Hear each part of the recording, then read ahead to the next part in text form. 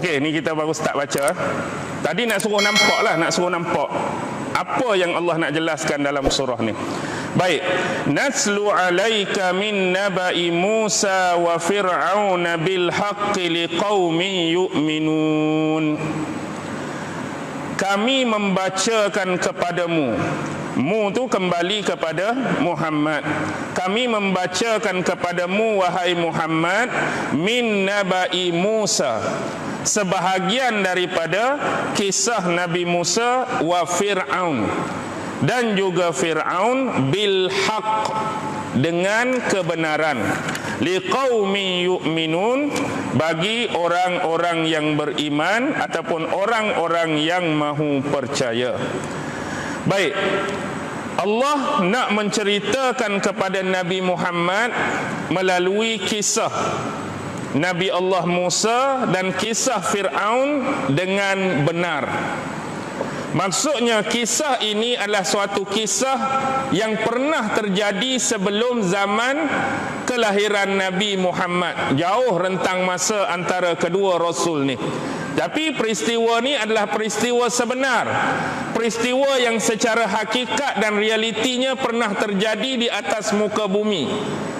Sudah jadi satu kenangan sejarah tentang seorang Rasul yang bernama Musa dan seorang pemimpin atau penguasa yang bernama Fir'aun.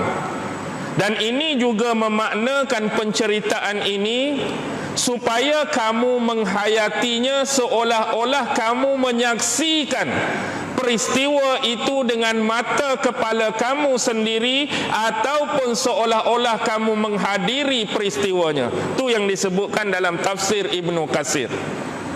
Sebab tu bila kita baca kisah-kisah Nabi dan Rasul ni, dia cuba bawa kita untuk kita masuk, untuk kita selami dalam framework pengkisahan tu. Maksudnya menghayati sungguh-sungguh, bukan sekadar baca, bukan sekadar tahu, bukan sekadar faham, tapi penghayatan di sebaliknya. Bukan kata, oh kamu tahu tak cerita Nabi Musa? Oh aku tahu cerita Nabi Musa. Kamu faham tak perjalanan cerita? Aku faham jalan Nabi Musa. Berakhir di situ biasanya. Yang Al-Quran nak kepada kita, kita menghayati, kita masuk dalam framework dia. Penceritaan tu, apa hikmah-hikmah, apa yang tersurat dan tersirat di sebalik kisah tersebut. Bukan saja tahu, bukan saja kenal, dan bukan sahaja faham. Liqaumi yu'minun, bagi mereka yang beriman. Baik, bila Allah gabungkan nama Musa dan Fir'aun, di sini memaknakan kepada kita bahawa satu benda yang besar dan penting ialah, ni poin dia, hubungan kekerabatan ataupun hubungan kedekatan seseorang individu dengan individu yang lain bukanlah jaminan untuk keselamatan dirinya di dunia, lebih-lebih lagi di akhirat, sekiranya dia menolak dakwah kebenaran yang sampai pada dia. Okey, dah nampak tak? Dia punya pointer. Dia punya pointer, hubungan kekerabatan ataupun hubungan kedekatan seseorang dengan seorang individu yang lain tu bukan jadi jaminan untuk keselamatan dunia dia, lebih-lebih lagi jaminan untuk keselamatan akhirat dia bila dia berlaku sombong, menolak kebenaran dakwah yang sampai pada dia. Itulah yang berlaku kepada Fir'aun. Fir'aun mempunyai hubungan kedekatan dengan Musa, hubungan kekerabatan dengan Musa, kerana Fir'aun tu ialah bapa angkat dan Musa itu ialah anak angkat.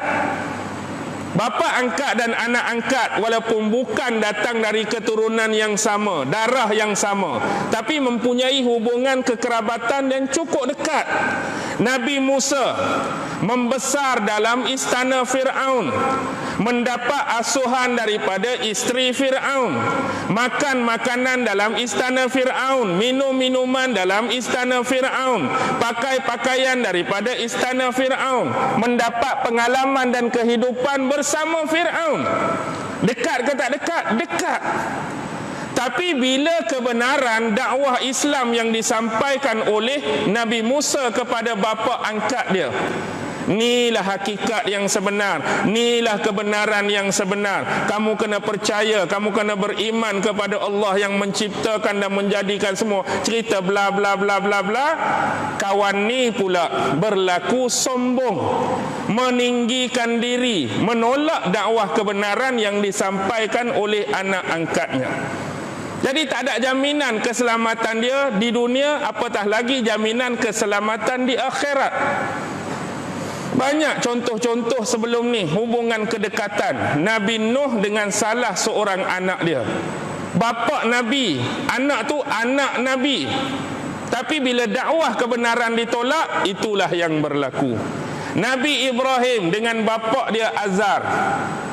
Anak Nabi, bapa bukan Nabi. Anak dakwahkan bapa, bapa tolak kebenaran dakwah anak. Apa yang berlaku kepada bapa Nabi Ibrahim? Isteri Nabi Lut. Nabi Lut Nabi. Dia tu siapa? Isteri Nabi, bini Nabi, pasangan hidup Nabi. Tapi bila Nabi Lut dakwahkan kebenaran, dia tak mau dengar. Dia nak bercampur juga dengan geng-geng tu. Jadi akhirnya apa berlaku? Itulah habuan dia, baik di dunia mahupun di akhirat. Nah, habaknya hubungan yang dekat. Poin di sini ayat ni nak menyatakan benda yang sama apa yang berlaku kepada Nabi Muhammad dan kafir musyrikin Mekah. Nabi Muhammad dengan kamu tu hubungan yang dekat, sama-sama bangsa Arab, sama-sama suku Quraisy. Tapi kalau kamu menolak dakwah Nabi Muhammad, dakwah kebenaran, dakwah tauhid yang benar ni, jadi tak ada jaminan keselamatan untuk kamu. Contoh, Abu Lahab. Abu Lahab tu siapa dengan Nabi? Pak saudara Nabi, pak saudara betul. Tapi bila dia menolak dakwah Nabi, itulah habuan dia di dunia, habuan dia di akhirat. Bahkan Allah rakam nama dia dalam satu surah Lahab tu. Tabbat yada abi lahabin, kita duk baca sampai hari ni. Tu habuan yang Allah bagi pada dia bila menolak dakwah. Bukan dia tolak dakwah orang kampung sebelah. Bukan dia tolak dakwah daripada orang wilayah negeri lain. Anak saudara dia sendiri, Muhammad. Tapi berbeza kalau yang menerima, seorang lagi bapa saudara Nabi yang menerima. Siapa? Singa Allah, Hamzah, pak saudara Nabi juga. Tapi dia mak lain-lain lah dengan Abu Lahab tu. Bila terima, itulah habuan dia di dunia, habuan dia di akhirat. Dia jadi orang yang mulia di dunia, mati syahid di dunia, besok dia akan dapat kenikmatan yang Allah janjikan. Tapi ada seorang lagi, pak saudara Nabi juga, yang jaga Nabi sejak kematian datuk dia, Abu Talib.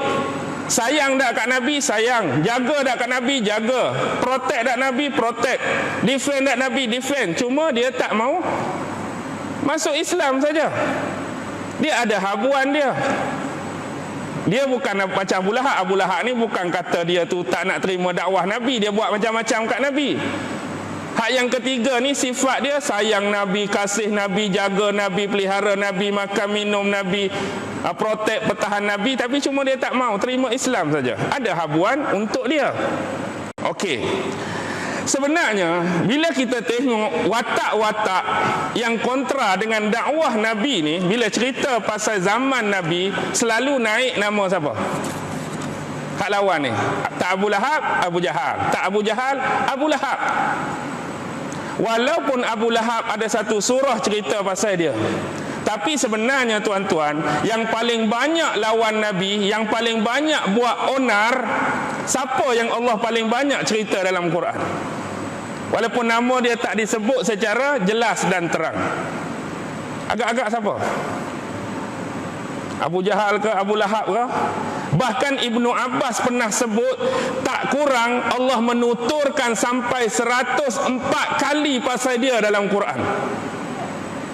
Tuan-tuan perasan tak selama ni duk baca Quran 30 juzuk ni, Allah sebut tentang dia 104 kali. Kadang-kadang ada Nabi tu nama dia disebut tak sampai 104 kali pun. Ada Nabi disebut cuma 2 kali. Ada nama Rasul disebut 4 kali. Ada nama Rasul disebut 6 kali. Adalah yang 100 sikit. Tapi dia ni Allah sebut 104 kali. Bukan Abu Jahal, bukan Abu Lahab. Siapa? Al-Walid bin Al-Mughirah. Dah dengar nama ni? Al-Walid bin Al-Mughirah. Dia orang yang hebat, orang yang cerdas, orang yang terpelajar. Dia dikenali sebagai seorang yang hebat dalam syair. Bila dia hebat dalam syair, bila Rasulullah menyampaikan dakwah bacaan ayat-ayat Al-Quran, geng-geng kafir musyrikin Mekah suruh dia jumpa Nabi. Betul tak Nabi ni? Dia kata dakwa dia jadi Nabi, datang malaikat pada dia, terima wahyu daripada Tuhan. Sebab dia orang yang expert, orang yang pakar dalam syair. Nak tengok ni. Tapi dia bila dia pergi dengar Nabi baca Quran, apa dia? Bukan ni, aku ni dah pakar syair, aku tahulah syair macam mana. Hak Muhammad ni bukan. Ini bukan kalam manusia biasa. Ni kalam datang daripada luar manusia ni. Datang daripada luar manusia, dia memperakui. Tapi masalahnya bila balik nanti, kalau geng tu tanya, nak jawab apa? Geng tu nak dengar benda-benda hak buruk, benda-benda hak bukan-bukan tentang Muhammad. Tiba-tiba mari macam mana? Aku pun tak lawan hak dia baca tadi. Aku pun kalah, takkan nak jawab lagu tu. Allah cerita pasal dia ni, tengok surah Al-Mudassir. Al-Mudassir tu ayat 18 sampai ayat 24. Antaranya tu kisah tentang Al-Walid bin Al-Mughirah. Dia juga adalah salah seorang yang hebat. Hebat lagu mana? Dia salah seorang hakim pada zaman jahiliah. Dalam bab hukum hakam ni, salah seorang penentu undang-undang. Dia orang cerdas, orang terpelajar.